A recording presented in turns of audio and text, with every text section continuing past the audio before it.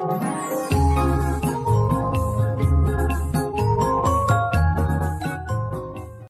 Assalamualaikum warahmatullahi wabarakatuh. Selamat pagi kepada Bapak. Perkenalkan, nama saya Siti Auliasana dari mahasiswa Universitas Terbuka dari UPBJJ UT Bandung, NIM 05599829.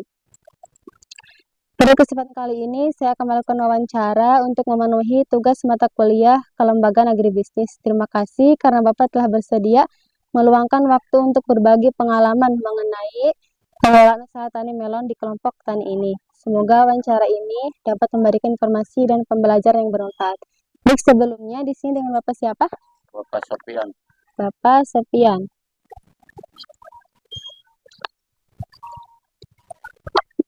Bisa Bapak ceritakan bagaimana awal mula hidroponik ini mengembangkan usaha budidaya melon? Ya, pertamanya saya lihat di HP tuh ya. Pertama saya buat hidroponik sayuran dulu. Pertama Lalu, hidroponik sayuran ya. Lalu mencoba hidroponik melon. Ternyata saya ada tanam 10 pohon itu berbuah semua, bisa dipanen. Pas itu jadi kelanjutannya pengen mengembangkan melon hidroponik, jadi buatlah di sini greenhouse. Greenhouse melon ya. Baik. Apa alasan utama memilih melon dibandingkan komoditas lain? Ya, Karena dia rasa-rasa sih kalau hidroponik itu kayaknya gampang-gampang susah sih. gampang-gampang susah ya. Asalkan kita ngerti caranya gimana ngatur air dan pH air dan nutrisi. Mungkin lebih mudah kayak tentang melon ya. Mudah, jadi kerjanya ringan. Gak seperti yang di luar tuh. Kalau di KH itu ama nggak terlalu banyak. Iya betul. Cuaca nggak, kalau hujan kan tanaman itu keseringan hujan bisa kurang bagus. Jadi banyak yang busuk ya. Iya. Gampang Kalau di busuk. KH kan tertutup, tapi harus ada misalkan suhu cuaca di dalamnya. Jadi bisa terlihat tuh, bisa diatur kelembaban sama cuacanya. Bagaimana struktur kelembagaan kelompok tani dalam mengelola agribisnis melon? Struktur. Ya. Berarti yang di grup aja ya? Itu yang di grup. Ya. Saya ya gabungnya ya di grup itu aja. Di grup media sosial. Media sosial ya. Menurut grup-grup lain kayak yang biasa agro tani ya, nggak ada. Cuma di sosial media. Sosial media. Menurut Bapak, seberapa penting kelembagaan dalam usaha melon ini? Ya, penting juga sih kelembagaannya supaya kita bisa sharing apa keluhan kita atau gimana. Ya, jadi sangat bermanfaat ya Pak. Ya. Sistem produksi, bagaimana sistem budidaya melon yang diterapkan oleh kelompok tani? Ya, sistem itu sih hidroponik ya. Ya. Iya. Apa saja kendala utama yang dihadapi dalam kelembagaan agribisnis melon ini? Kendala utama. Kalau kendala sih, kendala itunya. Ya, kendala yang dihadapi ini melon dalam lembaga. Kalau kendala sih ya itu modal ya. Modal ya. Sama itu tuh sih. Pas di grup tuh Pak, misalkan ada kendala apa ketika di lembaga grup itu? Misalkan ada daun apa yang? Iya, kendalanya sih di cuaca, soalnya kan ada daun busuk daun.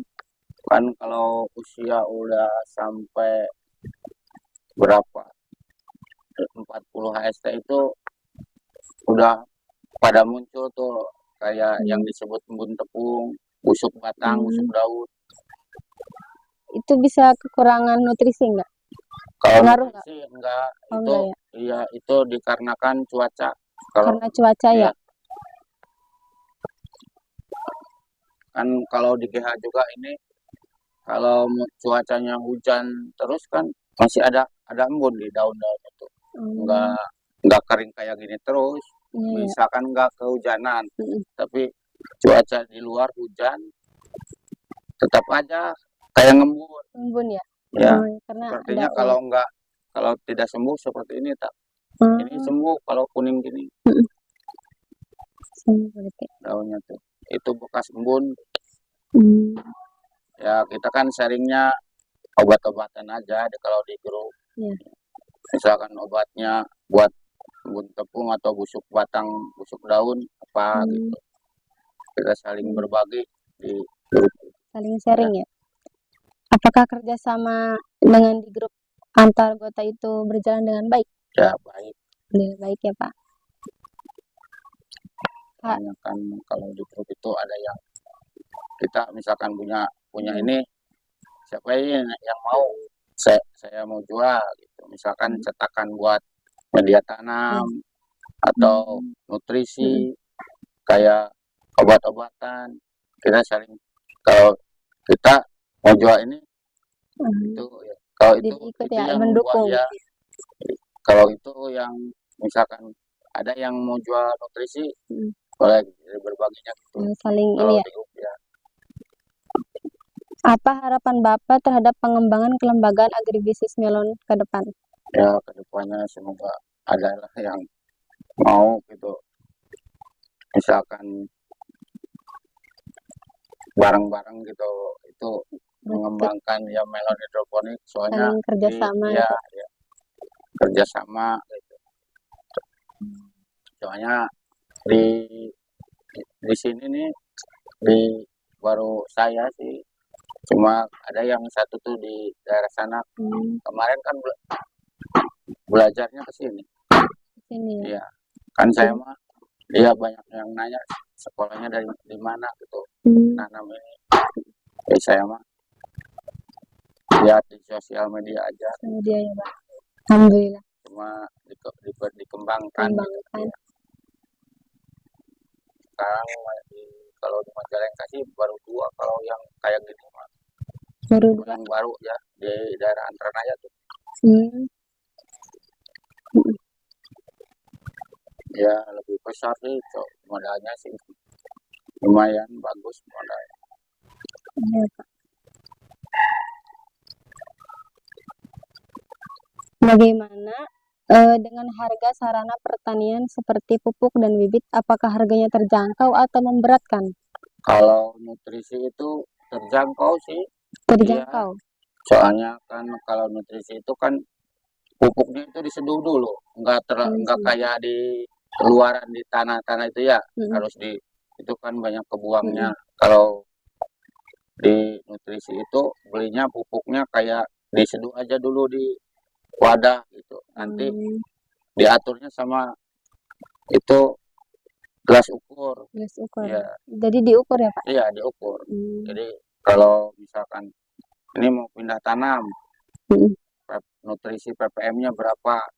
Jadi per 3 hari, 4 hari, kalau pas misalkan pertama pindah tanam 800, 4 hari, 3 hari, 4 hari dinaikin 1000.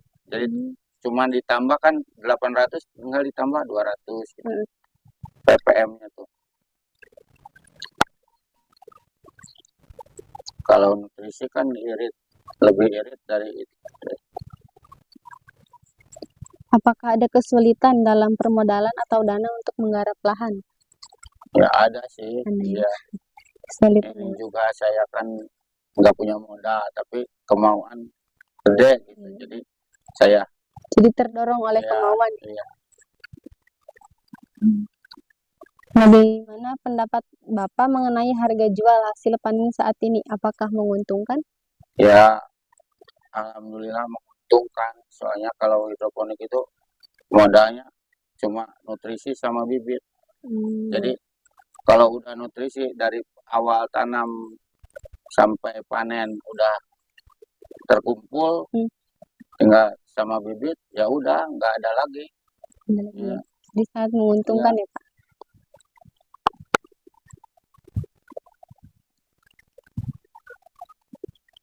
Apa pesan atau harapan yang ingin disampaikan kepada pemerintah atau masyarakat terkait dunia pertanian? Ya, kalau ke pemerintah semoga bisa mendukung tani-tani di Indonesia lah. Baik, terima kasih banyak kepada Bapak atas semua informasi dan cerita yang sudah disampaikan. Saya sangat mengapresiasi keterbukaan dan waktu yang diberikan. Semoga kelompok tani ini semakin maju, hasil panen selalu melimpah dan segala kendala bisa teratasi. Sekali lagi terima kasih dan selamat beraktivitas kembali. Terima kasih ya Pak.